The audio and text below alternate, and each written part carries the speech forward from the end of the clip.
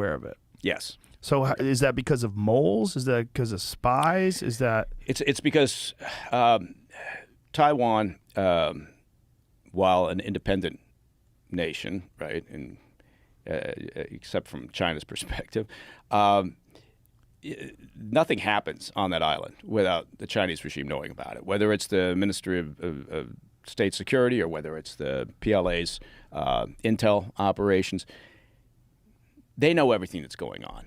They hoover up everything, and that's just on the Taiwan issue. We can talk about what they're doing, lately in the rest of the world, but the amount of resource that the Chinese regime puts into, not just under Xi, but previously puts into monitoring, understanding, what's happening in Taiwan, and importantly, what the U.S. is doing in relation to Taiwan, is very impressive. Because at some point, and it may happen sooner rather than later, China's been pretty clear about, look, by 2050, Taiwan's coming back. It's going to be part of China, and there's no two ways about it. But now people are talking about, well, that could be 4 years from now. They've accelerated the timetable, and that's causing a lot of concern. There's been a very big buildup of the Chinese military, obviously, and we've talked a little bit about that in the past, but also their aggressive behavior. So as their military's been growing, so has their sort of willingness to be aggressive about it and to put themselves out there, which didn't used to be the case, in part because I don't think they felt emboldened enough yet due to the strength of their Navy in particular. They've got the largest Navy in the world. So, it's not, they're not just doing it to do it, right? There's a reason for it, and the reason for it is to prepare for the eventual day when they decide the time is right to bring Taiwan back into the fold. And that's going to be a very messy day from our perspective because, what are we going to do about it? Are we going to war with China to defend Taiwan? What are the two perspectives? Is there one perspective where some advisors are saying we have to let it happen to avoid the inevitable mass bloodshed because it's going to happen no matter what? Mm-hmm. And then the other perspective is if we let them do that, we're sending the worst message possible, so we need to defeat this at all costs. Yeah, there's basically, that's very eloquent, actually. You've defined the two tracks, right? There's really nothing in between. There's no middle ground between. Right.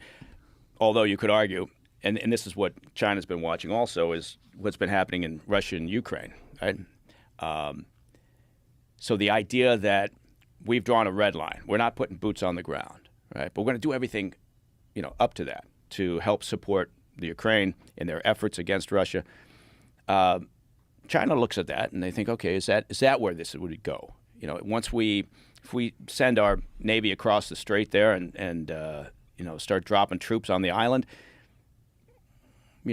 where is the U.S. in all of this? And they have to base their strategy, their forward planning on sort of the knowns, right? And one of the knowns is how we're dealing with Ukraine. We do not want to get into a shooting war with Russia. Well, China's going to have to look at that and go, well, we assume they definitely don't want to get into a shooting war with us, right?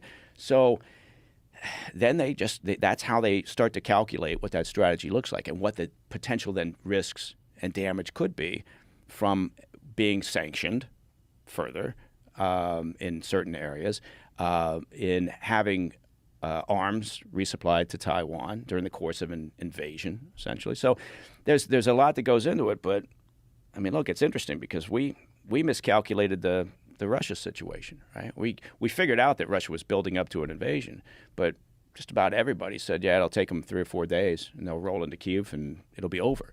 So we got that pretty wrong. So now we have to worry about how good are our estimates of the Chinese PLA, the People's Liberation Army, and their capabilities, and the Navy, and how good are they? And then we have to worry about Taiwan and say, what's Taiwan's will to fight look like?